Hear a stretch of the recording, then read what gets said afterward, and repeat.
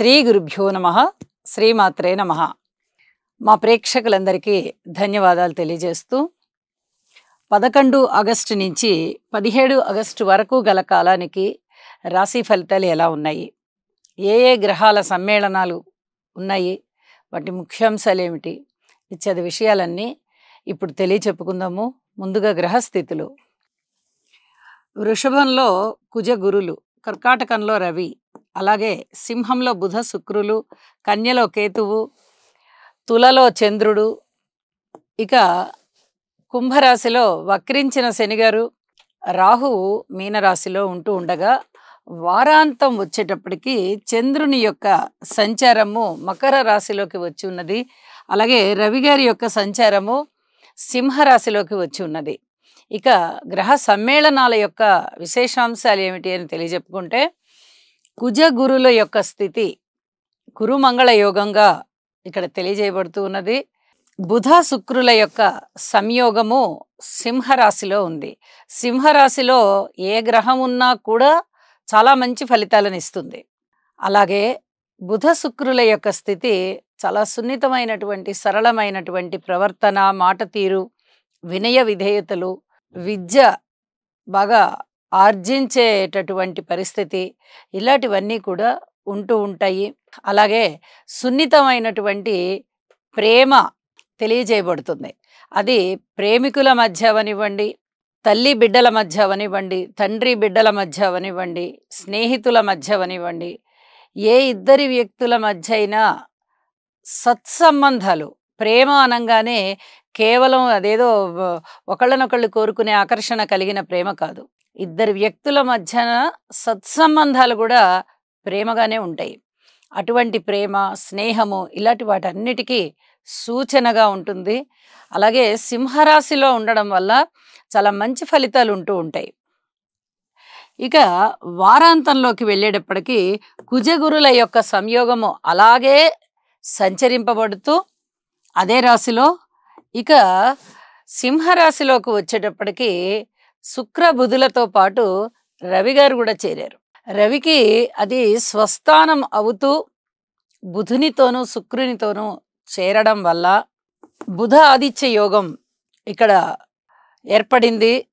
అలాగే శుక్రునితో సంయోగం వల్ల ఇక్కడ శుక్రునికి మళ్ళీ మూఢమి ఏర్పడుతోంది.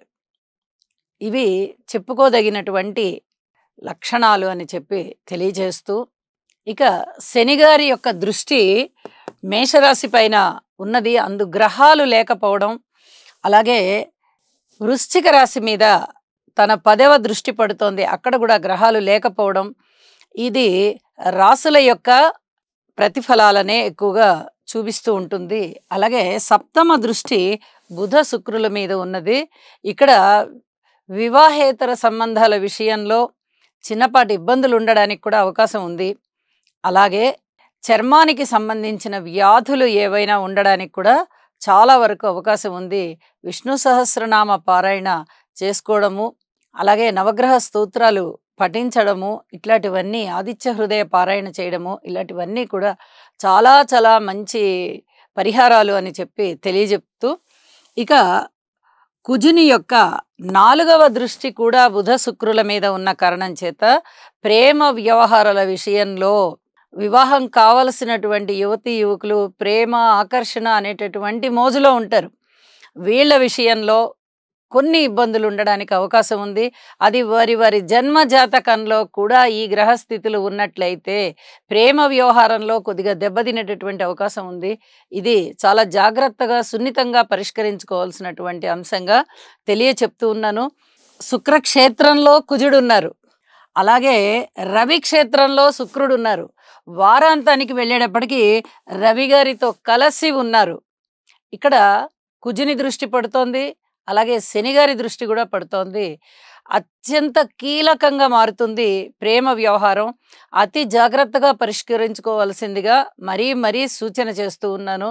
అయితే శుక్రునికి, కుజునికి స్తోత్రపారాయణాలు చేసుకోవడం అనేది కాస్త మానసికమైనటువంటి అచాంచల్యాన్ని తగ్గిస్తుంది అని చెప్పి తెలియచేస్తూ ఉన్నాను. ఇక గురువుగారి యొక్క దృష్టి విషయానికి వచ్చినట్లయితే, గురువుగారి యొక్క దృష్టి కేతువు మీద ప్రసరిస్తూ ఉంది. వారాంతానికి వచ్చేటప్పటికి చంద్రుని మీద ప్రసరిస్తూ ఉంది. మరి ఈ చంద్రుని మీద ప్రసరించడం అనేది చంద్రుడు చాలా బలోపేతం అవుతున్నారు. అలాగే చంద్రుడు తన యొక్క రాశిని చూసుకుంటున్నారు కాబట్టి మరింత బలకరంగా, మరింత శుభ ఫలితాలు ఇచ్చే దిశగా ఉంటారు. అయితే కేతువు మీద ప్రసరించడం వల్ల అంటే ఇక్కడ కూడా ఆధ్యాత్మిక చింతన బాగా పెరుగుతూ ఉన్నది. కాబట్టి ఈ గ్రహ దృష్టులు అన్నీ కూడా చాలా సత్ఫలితాలను ఇస్తున్నాయి అని చెప్పి తెలియజేయడం జరుగుతోంది. అయితే కుజుని దృష్టి కానీ, శనిగారి దృష్టి కానీ కొంత ఇబ్బందికరంగా ఉన్నది. కాబట్టి ఏ రాశికి చెందిన వారైనా సరే వారి వారి జన్మజాతక రీత్యా చూసుకోవాల్సిన అంశం కాబట్టి అనారోగ్య సూచనల విషయంలో కొంచెం శ్రద్ధ తీసుకోవాల్సిందిగా, ఔషధ సేవ ఉండడానికి అవకాశం ఉన్నది అని చెప్పి తెలియచేస్తూ ఇక రాసుల్లోకి వెళ్దాము. ధనుస్సు రాశి. ధనుస్సు రాశి వారికి ఈ వారం రోజుల కాలానికి గ్రహస్థితుల్ని పరిశీలించినట్టయితే 4 గ్రహాల యొక్క యోగాలు చాలా చాలా బాగున్నాయని చెప్పి తెలియజెప్పడం జరుగుతుంది. తృతీయ స్థానంలో ఉన్నటువంటి శనిగారు కానీ, షష్ఠ స్థానంలో ఉన్నటువంటి కుజుడు కానీ, అలాగే నవమ స్థానంలో ఉన్నటువంటి శుక్రాచార్యుల వారు, ఏకాదశంలో ఉన్నటువంటి చంద్రుడు, ఈ 4 గ్రహాలు కూడా చాలా అద్భుతమైన ఫలితాలని ఇస్తూ ఉన్నాయి. ఇక్కడ మనము ఒక విషయాన్ని గమనించాలి. గురుబలము లేదు, రాహుబలము లేదు, అలాగే కేతు బలం కూడా లేదు. దీర్ఘకాల సంచారం చేసేటటువంటి 4 గ్రహాలు గోచారాన్ని నిర్దేశిస్తూ చక్కటి ఫలితాలను ఇచ్చేటటువంటి 4 గ్రహాలలో 3 గ్రహాల యొక్క ఫలితాలు అంత సత్ఫలితాలుగా కనబడడం లేదు. ఒక శనిగారి బలం మాత్రమే చాలా చాలా బాగుంది. దానికి తోడు షష్టంలో కుజుడు బాగున్నారు, బలంగా ఉన్నారు, బాగా పంచమాధిపతి అవుతూ షష్టంలో ఉన్నారు. అలాగే శుక్రాచార్యుల వారు బాగున్నారు, చంద్రుడు బాగున్నారు. మరి ఈ 4 గ్రహాలు కూడా చాలా చక్కటి ఫలితాలను ఇస్తూ ఉన్నాయి. ఊహించని విధంగా లాభాలు వస్తున్నాయి. ముఖ్యంగా దూరాభార ప్రయాణాల వల్ల లాభాలు, ఇది చాలా చెప్పుకోదగ్గ సూచన. దూరాభార ప్రయాణాల వల్ల లాభాలు ఎలా ఉంటాయండి అంటే, ఒక్కొక్కసారి మీరు వెళ్తేనే పనులు అవుతాయి.